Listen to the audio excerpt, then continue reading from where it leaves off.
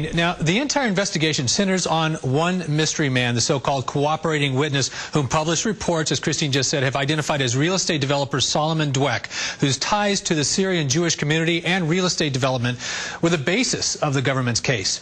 On one side, Dweck first infiltrated a pre-existing money laundering network that operated between Brooklyn, Deal, New Jersey, and Israel, and which the FBI says laundered tens of millions of dollars through charitable nonprofit entities run by rabbis in New York and New Jersey.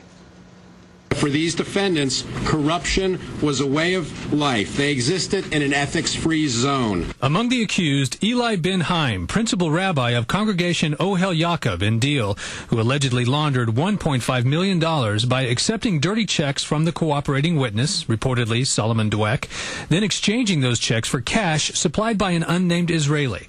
The cash went back to the government plant, minus the Israeli's fee and the rabbi's 10%. Saul Kassan, chief rabbi of Shaarei Zion in Brooklyn, charged with laundering $200,000 with Dweck by accepting dirty checks from criminal activities and exchanging them for clean checks after deducting his 10% fee. Edmund Nahum, principal rabbi at Deal Synagogue, who's charged with laundering $185,000. He and Kassan are also accused of laundering money to create fictitious tax deductions by accepting checks to the charitable organizations, taking their cut, then returning 90% of the money to Dweck. In all, the 15 people charged with money laundering funneled $3 million of what they thought were ill-gotten gains from the cooperating witness through their cash couriers. These complaints paint a disgraceful picture of religious leaders heading money laundering crews, acting as crime bosses. The second track of the investigation is a corruption case involving New Jersey public servants, from mayors to state assembly members.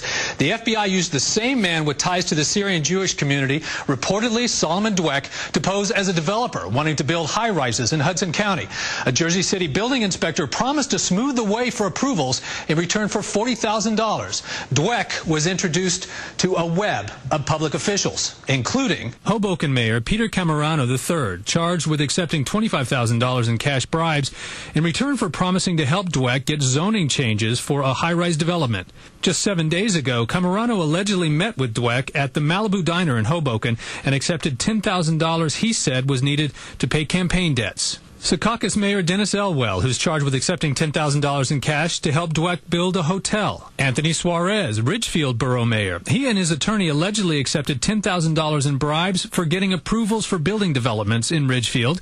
Just a few of the players in a widespread corruption case the FBI describes as truly unprecedented. Criminals who used politics and religion to cloak their criminal activities and to enrich themselves.